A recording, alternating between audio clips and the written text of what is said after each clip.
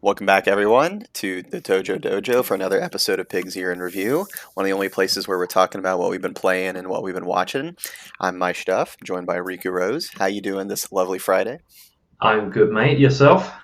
Pretty good. I'm pretty good. I'm getting through Resident Evil, still not done with it, but some new Mercenaries DLC dropped today, so maybe I'll be playing that over the weekend. I've been a little bit slower lately with this game. I've had too many things to do lately. Not a true gamer. Yeah, clearly, man. I'm aging. I can't dedicate as much time, unfortunately. And of course, there's like 8 billion things coming out this year, so it's great. It's great. Yeah, you'll catch up when you die. Yeah, I'll put this on the backlog for the afterlife. I think it still counts, right? I think my store purchases carry to my next life. I think that's how it works, right? I've not read the 200 pages of terms and conditions, but I assume so. Okay, cool. Thanks, Sony. I appreciate that.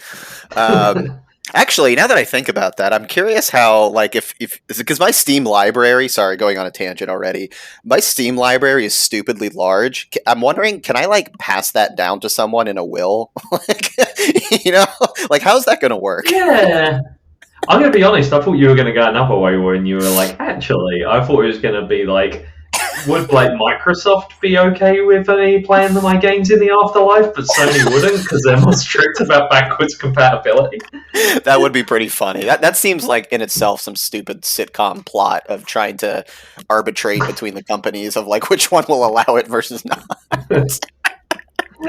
Anyways, so today talking about a couple of interesting things. So we got the Super Mario Brothers movie.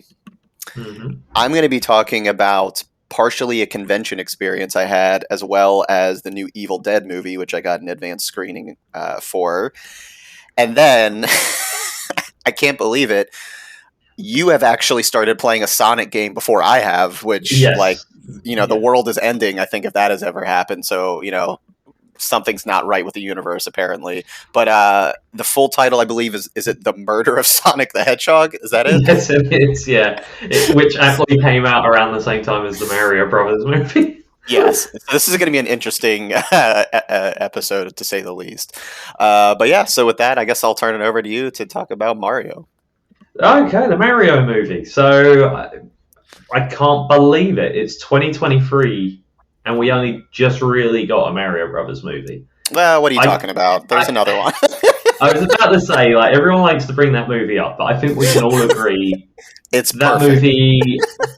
It doesn't count, does it? It just doesn't count. That's the other multiverse version of Mario. Yeah, that has more, and I know, I think they have the same set guy who made Blade Runner, but that film's got more in common with Blade Runner than it has Mario. Probably, yes. Yeah. So I was really excited for this movie as soon as the trailers dropped and everything. I don't know why.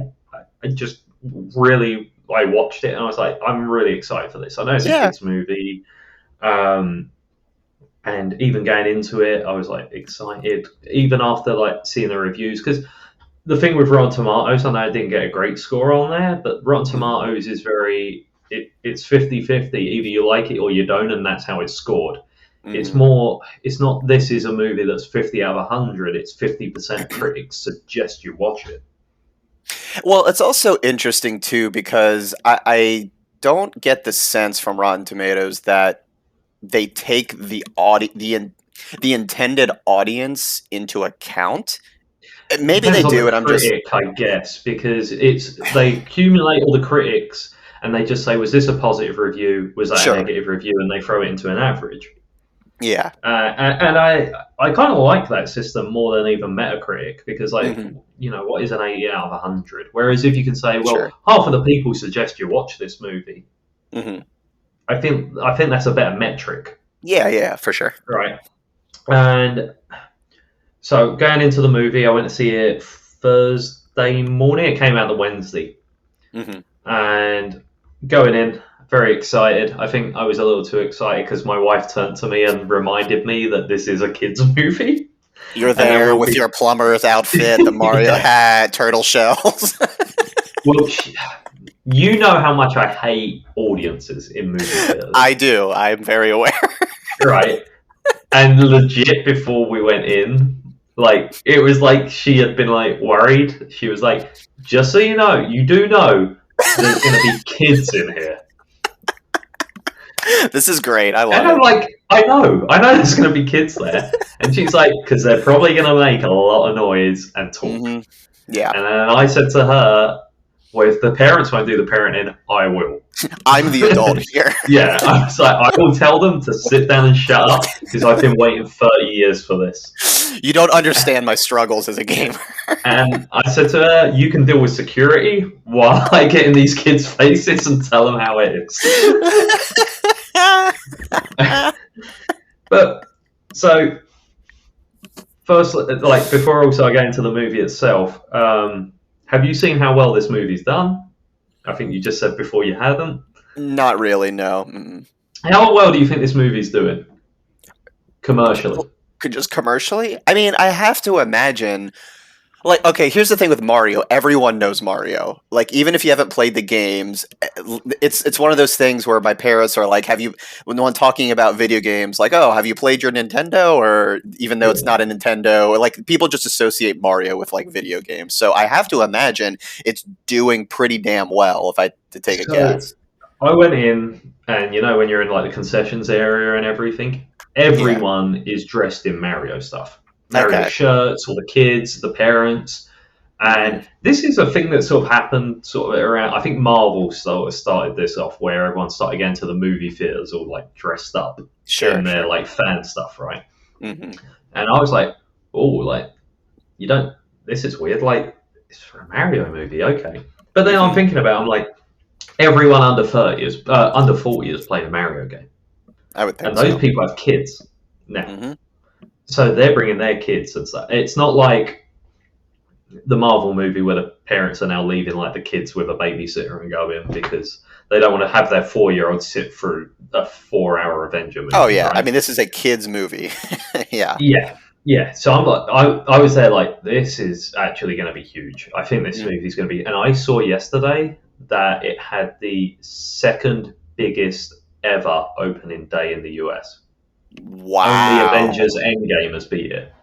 Seriously? That big? Yeah. Wow. Apparently has already made about $200 million in the first, 2 days. Jesus. I mean, good for them. I'm not shocked. It seems like they put a lot of effort into it, so... The best part, the budget was $100 million. Wow. Okay. Yeah, apparently Illumination. I've never watched the Despicable Me movies or anything, but apparently they make their movies on the cheap. Like all the Minions movies are $50 million budgets. I mean, if anything, I would probably also imagine the star power that they got for the voice cast is a good chunk of that budget too. If I had to take a guess. Yeah. So anyway, we go into the movie, watch it. And I really enjoyed it. It's probably the most fun I've had watching a movie this year. Mm-hmm. Now, you're going to sit there the entire movie like that meme of Leo pointing at the screen because you understand all the references. Yeah, clearly. Right, but it is literally every single minute there's 5 references to stuff. Was there some unexpected ones? You don't have to spoil anything, but with some surprises. It will be the craziest things that you're not expecting as well. I was expecting obviously Mario references, but there's just Nintendo references everywhere. Well, yeah, because even in the trailer they showed Donkey Kong, so there's a little bit of that crossover, and you could then argue, are they going to cross it over with potentially more movies and stuff like that, which wouldn't surprise me. Okay, this isn't a spoiler because it's in the first 5 minutes of the movie, but they're in the Punch Out Pizzeria, and all the pictures on the wall are all the boxes. Oh, that's awesome! That's awesome. Just little things like that, and it's they're plumbers who have just left the company and to start up their own.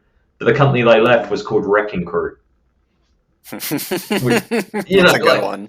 Yeah, it's just little things like that. They're just running around, and it's not even. It is very Member Berries, the movie. There are some references that are a bit in your face. Sure. And it's so stupid because there's so much you want to just say to someone like, oh, and this is in it, and this is in it, and this is in it. Mm-hmm. But this is a movie I feel like it works because it's a kids' movie.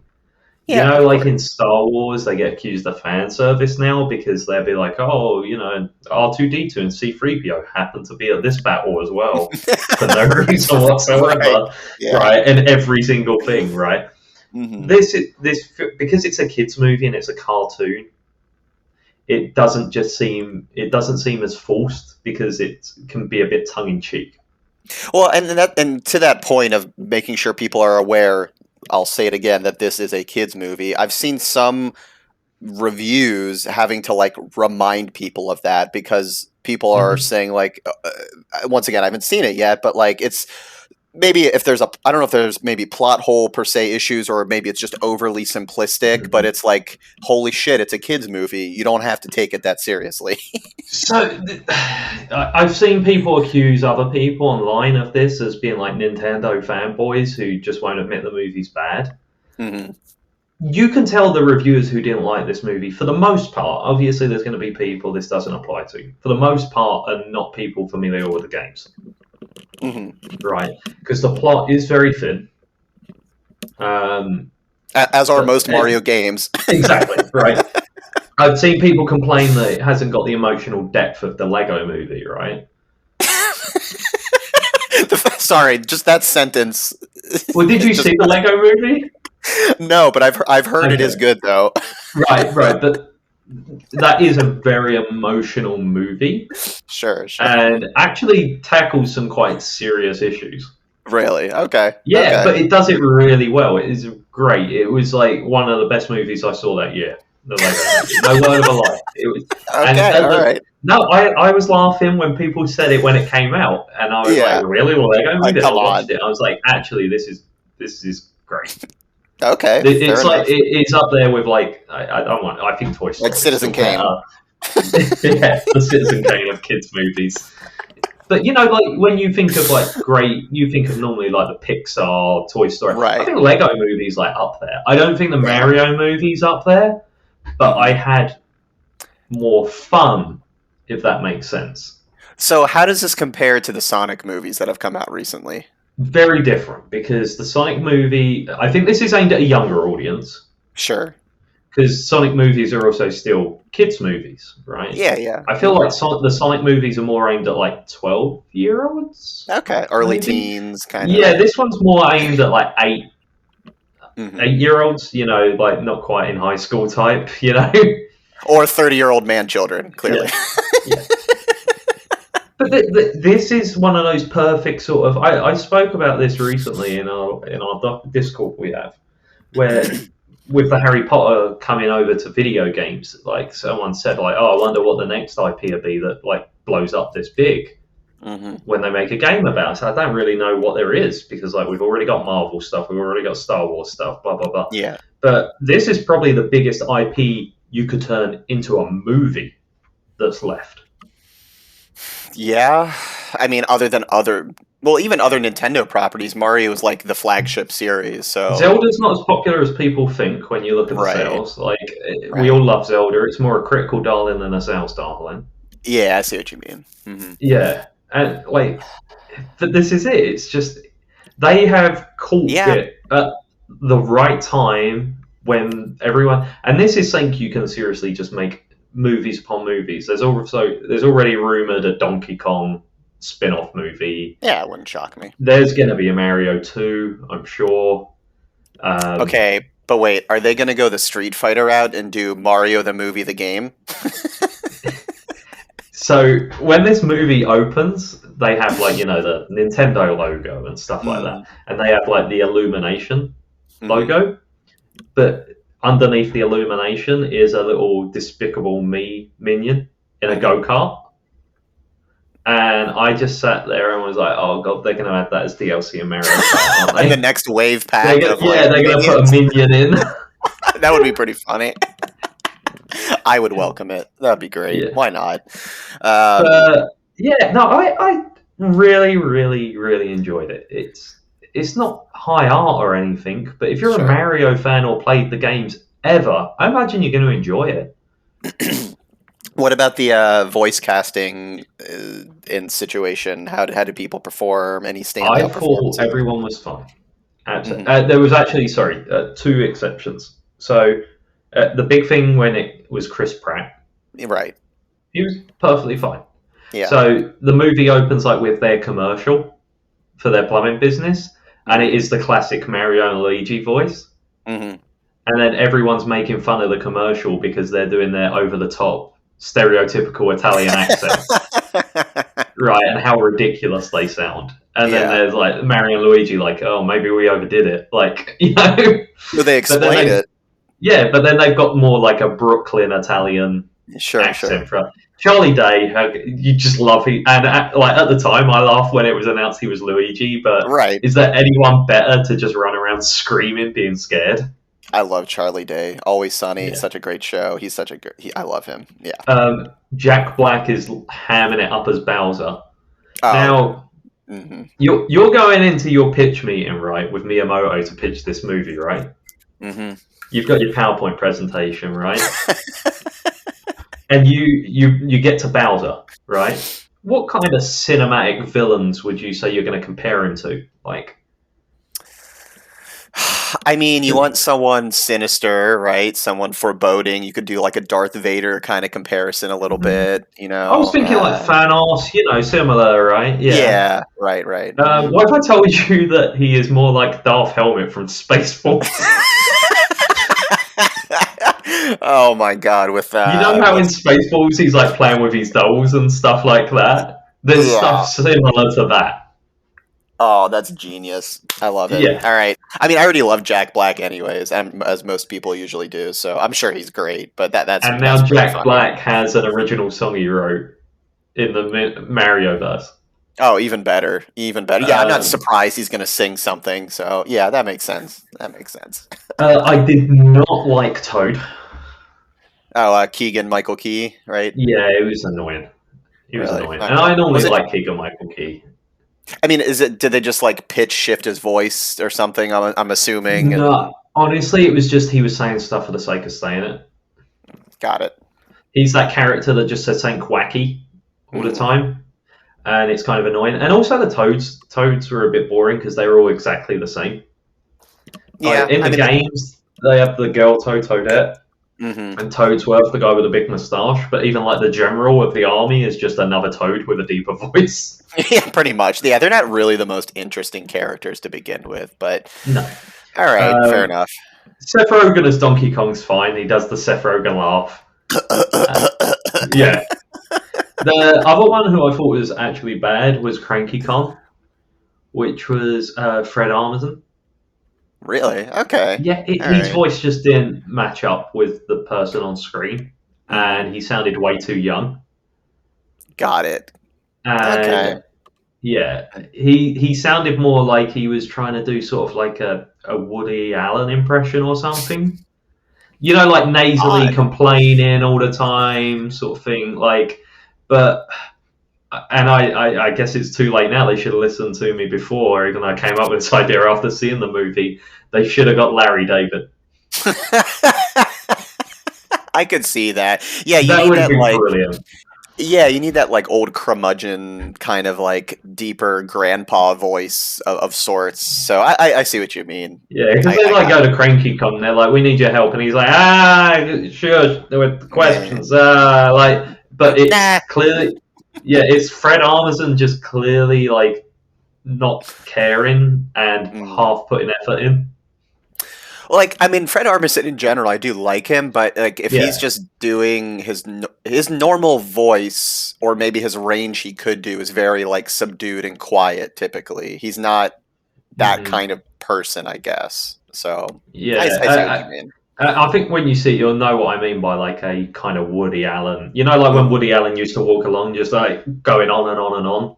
It's kind of like that. Yeah. Got it. Got it. I see what you mean. Okay, Yeah. that's all right. And I never thought I'd say this about a movie ever again, but I don't think 90 minutes was long enough.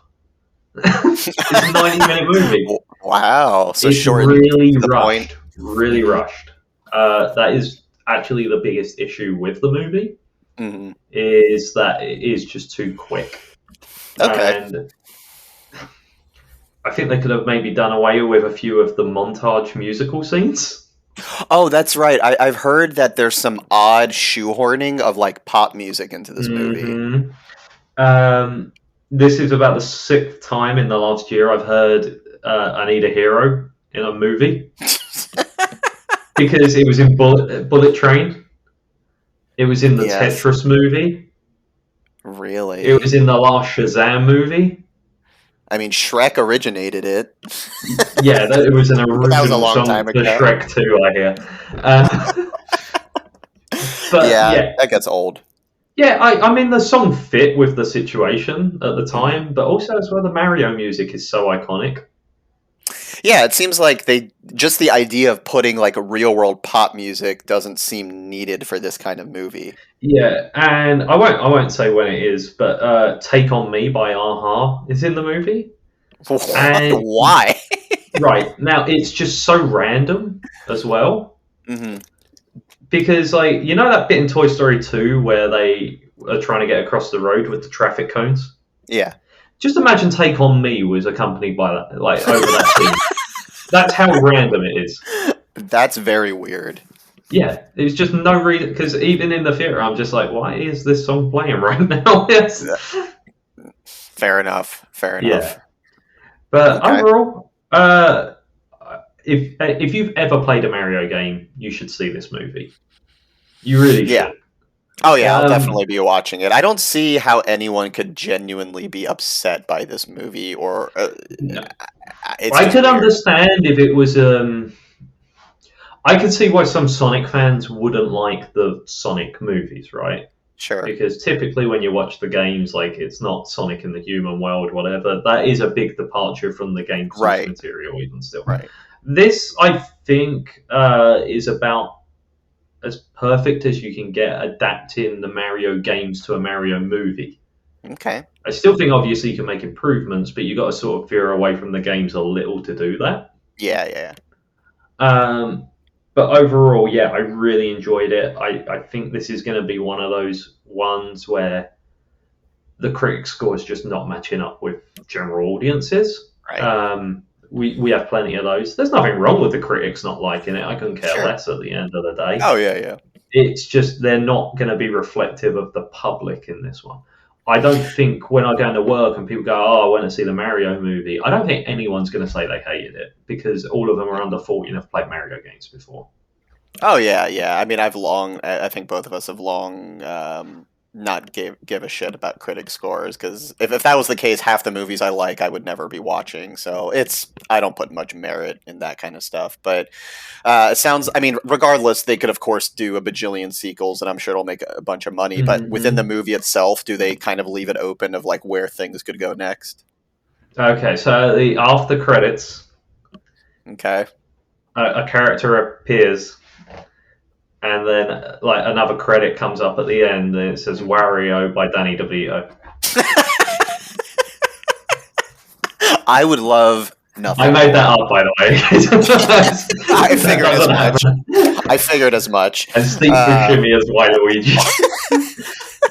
I would be happy to see that movie. That would be great, man. Yeah. No, Oh man. there's two after credit scenes. Hmm. It pretty much teases a sequel, but Yeah, I mean, I'm what not that's going to surprised. be, I don't know, Hmm. because what it teases isn't revealing, if that makes sense. Yeah, yeah, sure. Yeah. Yeah, So, yeah, but yeah. no, that's good. Yeah, I mean, I'm not shocked that it's doing well. Um, I'm shocked it at how seemed, well it's doing. I thought it was going to break 1 billion, but I think it's mhm. going to well clear that now. Yeah, that's a good point. Yeah, and it's only just a day or so. So yeah, I will keep an eye on that to see how well it does. But yeah, I'm looking forward to watching it hopefully soon. So Yeah. that's good. All right, I cool. guarantee you now, I really think this is going to be the biggest movie of the year box office wise. I would not be surprised either. Yeah. Mhm. Yeah. Nice. Well, What a cool. world we live in, eh? Thumbs up. Who would have thought? All right. Okay. Over to you. So, okay. So, I think I've said this before plenty of times on here that I love horror movies of all kinds. And, Wait, of course, what? You like yeah, horror movies? I know, right? Complete Shocker, who would have thought? So you love like Saw and The Conjuring, right? Oh, that's my favorite. Yeah, The Yeah. Nun. It's my favorite movie of all time. Annabelle. Annabelle, clearly. Only the Yeah. Conjuring universe. Everything else is terrible, clearly. Yeah.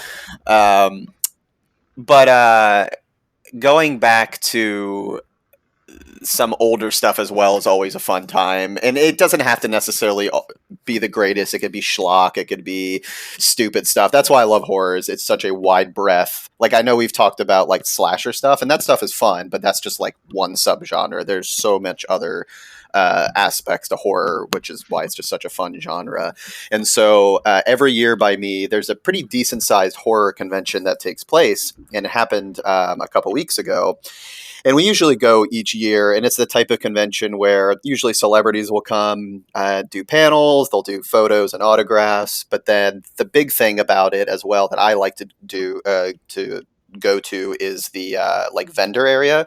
So selling like merchandise, artists will show off like their paintings and stuff you can buy, and like it's just all kinds of crazy stuff. But like, I mean, that's pretty similar to most conventions, but I really like the horror ones because people really go all out with the crazy stuff they have there. And you also find some rare stuff that you can't exactly get easily.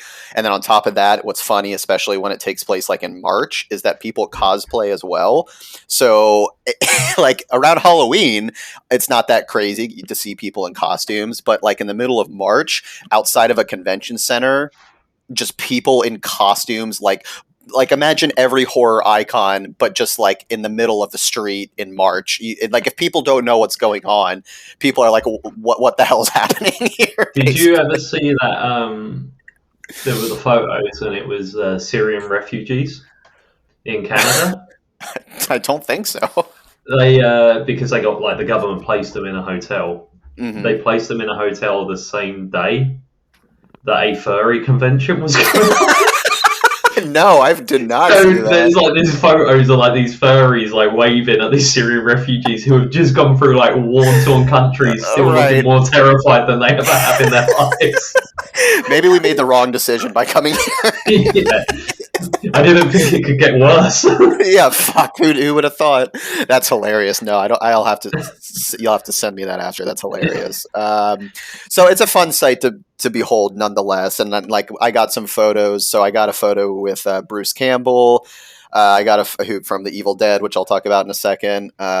Doug Bradley, who plays the main actor of Pinhead. So even if you've never seen Hellraiser, I'm sure you've seen Pinhead, the guy with literally a bunch of pins going into his head, holding like a little box. You've probably seen a picture here and there. So that actor. Another person, though. Okay, here's one I'm curious if you've heard of. Have you at least ever heard of the movie Toxic Avenger before? I've seen it. Oh, you've seen it? Okay. I wasn't sure if you've seen it. Okay.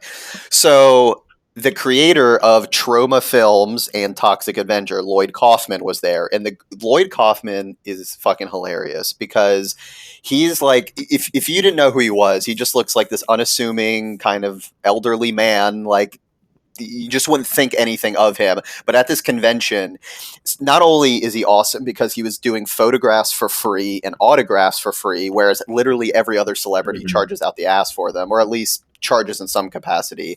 He shows up in a Tupac sweatshirt, just like, and this dude's like an 80-year-old white dude. Like, you would never assume anything about him, but he just shows up in like a Tupac sweatshirt. And I bought the Toxic Avenger Blu-ray collection. He signed it for me, and then we got a photo with him.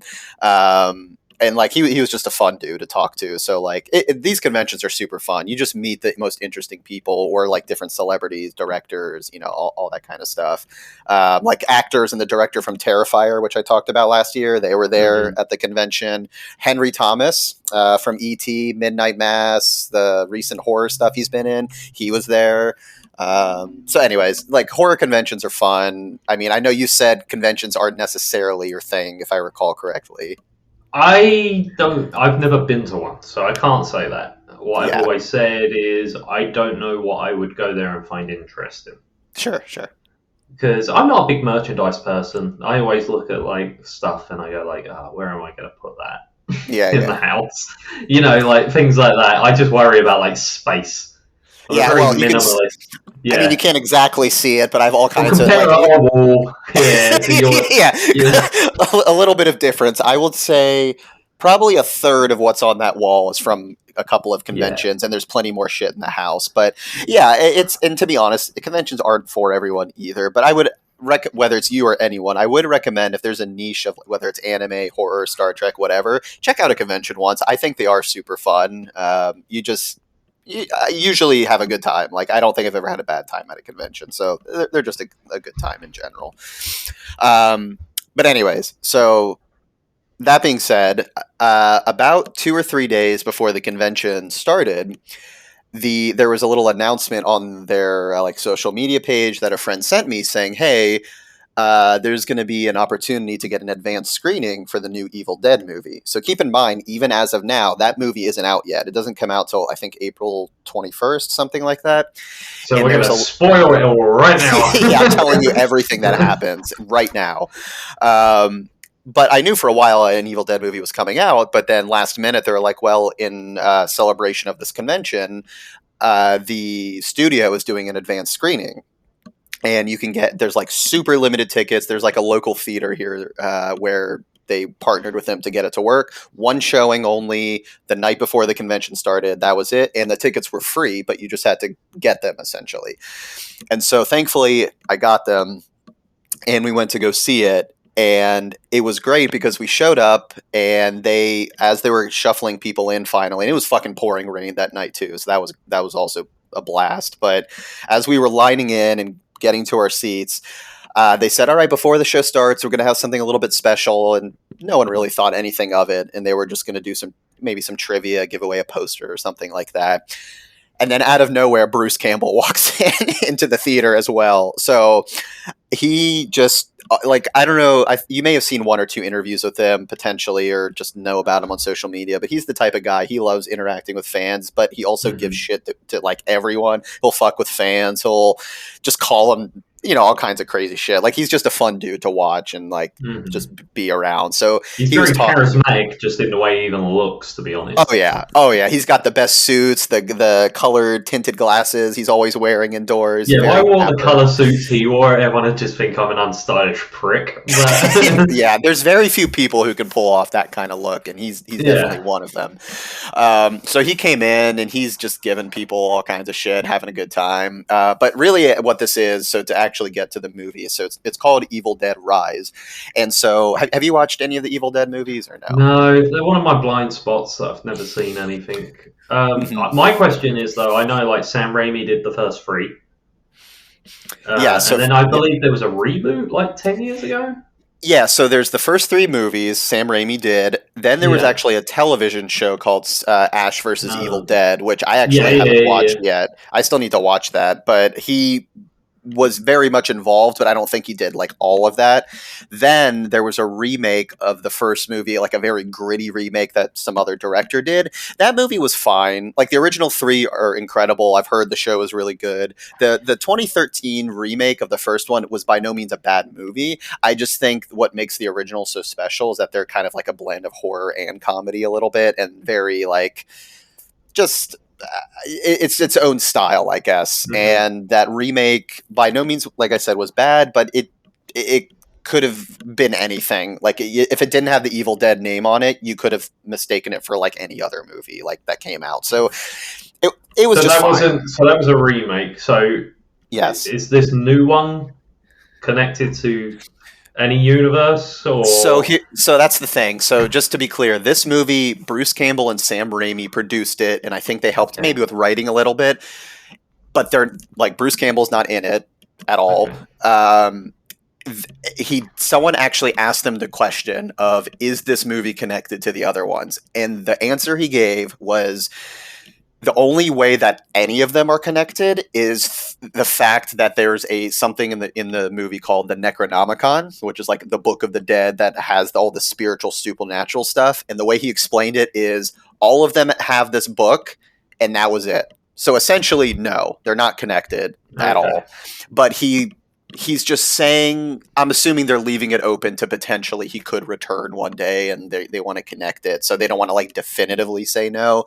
But technically, this is almost in essence like another reboot. But here's the thing: this movie, what I liked about, so first of all, I love this movie. It was really, really good. Okay. Yeah, I had a blast watching it. But what was interesting was they took the themes of the original and some of the, I guess I'll say, tropes, so to speak, but that was like the main influence. Like they weren't treading the same ground just again with like, oh, here's a modern one where now the main protagonist is a woman instead of Ash, like Bruce Campbell's character. It was a very different kind of story, but you could tell the clear influences from the original, if that makes sense. Yeah. It's like thematically similar, but not like the same story or anything like that. But really, the story itself isn't super complicated. It's basically this woman and her kids are in an apartment. The kid finds this Book of the Dead, unleashes this spirit, and then the mom essentially gets possessed and starts turning on the kids. And it's about how they're trying to get away and all that sort of stuff. And I'll say the actress who played the mom, and I can't remember her name. I've never seen her in anything else. She did an incredible job. She nailed this movie. Like it was so well done. And I mean, Are everyone there did a any great like job. names in this that I would know, or is it? That's the thing. Not unless I'm forgetting someone. Not really. Like I'm Okay. sure these actors have been in maybe some other smaller parts, but I've never seen any of them in anything. So they were all new to me, at least. But I think the break. I mean, the mom is like on the poster basically. If you look at the poster, she's like a redheaded, like, well, when she's in that zombie like stage, she looks insane. But yeah, she knocked it out of the park. And one of the fun things too, as Bruce was talking, getting us ready for the movie, was like he was just flat out saying like, this movie's gonna fuck you up. Like there's some gross shit in this movie. There's some really weird stuff, and he wasn't wrong. There was some parts that, like, I'm used to horror movies at this point. I've said, like, I saw Terrifier last year. That one still holds like the crown for just like most disgusting horror movie I've ever seen. But there were a couple scenes in this movie that even my wife and I were like, and that's the thing, like, coming back to what you said earlier about audience and movies, how they're normally terrible. This is one of those situations where it was amazing to have an audience because everyone was psyched to see it. It was an advanced screening. The place was packed. And when there was those couple of moments where it got like really nasty, like everyone in the theater was just like, oh fuck, like just like almost covering their eyes in a couple of parts. The best theater experience I had was actually an advanced screening of The Dark Knight Rises. Yeah. I saw it like a week before it came out. Mm-hmm. And like Warner Brothers legit were like there. Yeah. And they said at the front of the audience before, they were like, we have people in here with night vision goggles. Mm-hmm. If we see anyone on a phone, yeah, we will shut the movie off and kick you out. Yep. And everyone was like, boom. Yep. They were all on board. That's exactly what happened with us as well. They flat out said, like, they didn't say they would stop the movie, but they flat out said, they had people like on different sides of the theater, and they flat out said, yeah, if we see you even take your phone out, we are kicking you out immediately. Yeah. And I'm thankfully, that, yeah. Yeah, exactly. So, yeah, I wish that could happen every time I go to the theater, but unfortunately it can't. But no, so thankfully there was no issues. Everyone was great, but yeah, everyone was having a blast, like just, participating in this. And so, yeah, I don't really want to say much more than that because, like I said, the movie doesn't come out for another couple weeks still. So I'm surprised they gave us a month in advance screen notice, which was crazy. So I think they said we were only the second group to see it after South by Southwest, if I'm not mistaken. Mm-hmm. So I think they might have one or two more advanced screenings over these next couple of weeks. And then, like I said, it'll be out. But it definitely lives up to the Evil Dead legacy. Like, it's an amazing movie. It could have gone really south if they, just treated it like another remake and sort of tried to nostalgia bait, member berries, whatever. But there are a couple points in this movie that are callbacks of sorts to that original, but it's not like overly shoved in your face. I don't think they do a good job of just subtle little references and things like that. So yeah, huge thumbs up. And I would say because it's not connected to anything else, like if you want a good horror movie to watch in April, it's not like it's Halloween or anything. That is weird. That is weird.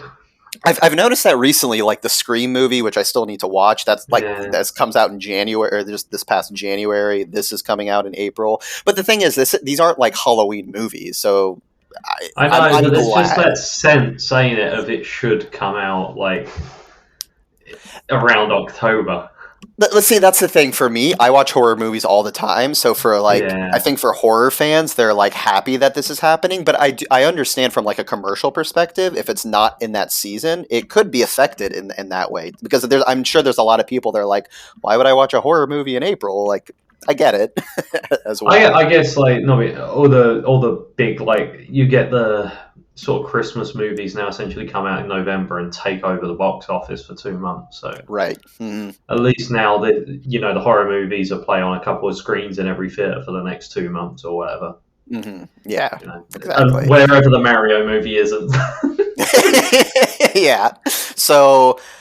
Yeah, I would say highly recommended. I would recommend for you to check it out too, especially if you're, because I know you said you wanted to try. I've always wanted to go back to the Evil Dead movies. I just never have got around to it. Like, comedy horror is a bit more up my alley, Yeah, and I will say the first Evil Dead, it probably leans more to the serious side because they were still trying to figure out. 2 definitely has some comedy, and 3, that one's just called Army of Darkness. It's not called Evil Dead 3. That one's like practically a full-on comedy, and that's like my wife and I's favorite one. It's just so stupidly funny and just over the top. Like, that one is a classic. But yeah, Evil Dead just in general are great. Bruce Campbell, he's one of those actors that like I wish he took off more. I'm glad he's found his niche, and I think he's good at it. But he's one of those actors that I'm like, man, I feel like he could have gone on to be like just like any other A-list actor, but I don't know why he didn't. There are certain actors I feel like are more liked by their audiences than they are by the people who make the decisions. Yeah. Mm-hmm. Because I think you can imagine a lot of people looking at him and thinking, he's not Tom Cruise, like in an office somewhere, like we can't put him on a poster, But he's like so charismatic, and honestly, not that he's ugly or anything now, but like when he was younger, he's a good looking dude too. Like he could be the star of all kinds of movies. So it's just weird. I'm not going to review it, but I went and watched that Dungeons and Dragons movie recently. Mm-hmm. And Chris Pine was like hilarious as a leading man in it. He was a great leading man in it. And even in Star Trek, he was cracking jokes. Like, he's funny as Captain Kirk. Yeah, and he's handsome, and he's like he's a good-looking guy. Like, he has that leading man look, right? And he was even really good in that Don't Worry, Darling movie, where he was the bad guy. He was like chewing up scenery. He was doing, like, and I just was like, why didn't Chris Pine take off more? Like, out of the Chris's, he's great, Out of the Chris's. Yeah, I mean, he's definitely... He's been acting in some decently big stuff, but he does seem like that kind of guy where... Maybe he sort of went away for a while, and then he came back as, like, 5th credit on the Wonder Woman movie or something. Right. But there are those actors, like Bruce Campbell, who... No one dislikes them. I just don't think they get the right projects ever offered to them, and I don't know why. And I think at the end of the day, it's just the people who make the decisions in Hollywood don't like them or don't think they're as good as the other person. Yeah, exactly. Either way, like I said, highly recommend Evil Dead. Evil Dead Rise, I should say. It's really good. Recommend the Evil Dead movies in general as well. Definitely go check it out. If they continue with this canon, I guess I'll call it, with another one, I'd happily see it. I think they of course, leave it open for there to be more. But yeah, it's a good one. It's kind of gross. It's kind of funny. They balance the tone really well. Yeah, highly recommend it for sure. Okay. All right. Now back to you for the most absolute thumbs up. But back to you now for the most important topic of this chat. There has been a murder. Oh no! It's the murder of Sonic the Hedgehog. A sad day. It was bound to happen. Yeah. Well, did you see the trailer where they're Yeah, like, "We've listened to what the fans fans, want, right? And keep in and mind, we've this was and posted on. Sonic the Hedgehog is dead." Like, okay, so yes, this was posted on April Fools just a few days ago.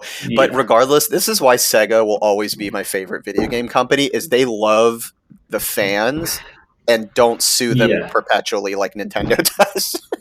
yeah. So I'm conflicted Hmm. because yes, there is a funniness of when a company gets in on the joke, Sure. but then there is also a funniness of like when the company seems oblivious. Oh, of course. Yeah. And the internet just makes fun of it, Yeah. especially when there's the translation between like the West and Japan as well. Hmm. Like one of my favorite tweets was this like account that pretended to be Shigeru Miyamoto, and the tweet was something like, "I saw a fan art drawing of Mario and Luigi kissing. Please don't do that." It's one of my favorite gifs of all time. It's a classic. Yeah, but there's just the funniness to that, and I think this is one of those games where I think the idea of it and the announcement of it is funnier and better than the game itself. I don't think it's Sure. bad or anything. It's a very basic text adventure, Hmm. very inspired by games like Ace Attorney. Hmm. They obviously are aware of certain jokes because in the dialogue they make references to Hmm. stuff. Yeah. They know all about your weird drawings on the internet. I just Sonic. This is why I continue to also love Sonic. I don't care how bad the games get. It's just this never-ending cesspool of just stupidity and just ridiculousness, and I can't get enough of it. It's like So, a car crash you can't stop looking at. so I've heard about some companies that are big companies that. So say someone like a Sega, and I don't know if Sega themselves do this, right? But they have people whose job it is to literally go online and look at like fan art and fan fiction and stuff like Oh that, God. and save and catalog it. So if anyone ever tries to make money off it, Mm. but there are literally people like who are probably cataloging all the Sonic fan art and That's a stories. That's like the equivalent of that job that like I think this was talked about a couple years ago where like Zuckerberg was talking about how on Facebook they have dedicated positions for people censoring like horrendously terrible like murders and Oh yeah, stuff. your job Like is just to look at that stuff. Yeah, right, that's like what I equate that job to be, but with the Sonic fandom of like just curating all of this horrible shit off the internet. just your colleagues going, "Hey, we're going to Applebee's after work. You want to come?" And you're just like, "No, no. I No, just want to can't. go home." The shit I've seen today, you won't even believe. Oh my God. It's fine. Yeah. I I don't. I feel like if you've seen the trailer of this, you kind of get the point. Yeah, but okay, did you see the other probably I think there was an article that came out saying it's the #1 Sonic game on Steam. Yeah, it's like the 50th most owned game on Steam ever now. Steam Right. ever now. Yeah, and It's I was it's just like, free as well, but yeah, but I like stuff like this. It's still cute. They gave it away for free. right. They easily could have charged even $2 and probably sold tons and tons and Oh tons yeah, of for copies. sure. And hats off to them. They didn't. It's just a fun little joke. Mhm. Yeah, don't go into this expecting anything fantastic. You're going to get these weirdos that add it to their best of the year lists and Mhm. whatnot. It's Mhm. not that. It's perfectly fine and enjoyable and a little bit funny. Yeah. After about half an hour, though, you kind of go like, "Yeah, I get it. Right, I get right. it." Well, that's kind of like what I was telling you before we started recording. Because like a couple of years ago, I am hoping Sega continues to do this. A couple of years ago, they released two little things for free as well on Steam. One Mhm. was a canceled Golden Axe like revival, but it was like a demo level, and then the other one was a Streets of Rage mixed with Yakuza called Streets of Mm-hmm. Kamurocho, and that was like a 10-minute little fun thing. And now they've done this, so I actually hope Sega keeps doing this kind of thing with whatever they do. Like, I don't know of other companies that are doing stuff like this, so it is fun, I will say. You get some companies where they like, I think Platinum Games or something. There was some company that like announced the game as a joke, and they got such positive feedback, like they actually ended up making it or something. I don't like. I think Activision once said they were going to put Guitar Hero in World of Warcraft or something. Like if you ever play with the guitar controller or something. That's pretty funny. You know, there's cute stuff here and there. I like April's Fools. It's funny. Like, Yeah, you get sure. some people get way too upset about it. I'm like, oh yeah, you must be fun. Yeah, right. But no, if you're into Sonic, check it out. It's fine. It's free. At most, you might lose half an hour of your life. Mm-hmm. You're going to waste it some other way anyway. Yeah, exactly. Yeah, I'll definitely be checking out here in the next week or two, I'm sure. Yeah, it's a thumbs up, but more a thumbs up for what they did rather than the thing itself, you know? Yeah, exactly. So I am curious though of who did in fact murder him. Was it his best pal Tails, or did Eggman finally? You have to. Yeah, So, yeah. No. So it's a murder mystery party Mm-hmm. on a train. They're having a murder mystery party for So Amy's wait. birthday. So okay, wait a minute. Is this like a themed like dinner and a show type of thing where he doesn't actually get murdered? Well, all right, we'll find out. All right. But yeah, so Amy is she's the journalist. Tails is Mm-hmm. the detective. Like Knuckles is the like cowboy sheriff. Of course. You know, like they all have like their roles and stuff like that. Yeah, that's funny. I've never been to a murder mystery party, but this did encourage me to want to. This must be exactly what it's like. Pretty sure. Nice. Okay, well, good. I'm glad you're enjoying it. I'm glad you have finally played a Sonic game before I have. I think hell was finally frozen over. Not only is Mario murdering in the game universe now, he's murdering Sonic in the movie universe as well. I want the eventual Sonic and Mario movie team up next. I could potentially see that happening. If they you know out. what? So there was that Chip and Dale movie, which had like Sonic in it and stuff. There's obviously a relationship there. Oh yeah. But if I was like Sega and Nintendo or whatever, when the next Olympics come round, I would be like, we should do something here. Like even if it's like a little 20-minute short on Disney Plus or something, Oh yeah. Yeah. This can print money easily. get Disney involved. Well, no, it's Universal, ain't it? Not Illumination. Yeah, I guess so. Yeah. But they're like get they'll figure it out. Sonic going on. I don't know. Yeah. I'll have my lawyers reach out to their lawyers. We'll figure it out. You're after that Bruce Campbell producer credit. Oh yeah, I got this in the bag. Yeah. Oh goodness, but yeah. So yeah, a lot of interesting stuff. So we got Mario, Evil Dead Rise, Murder Sonic, all gleaming thumbs up, highest recommendations across all three for sure. Yeah. But yeah, if you've seen Mario, let us know, or played Sonic, or when you eventually see Evil Dead Rise, let me know what you think as well. I'd be curious to hear other people's thoughts. But yeah, until next time, we'll catch you then, and thanks for watching as always. See ya. Bye.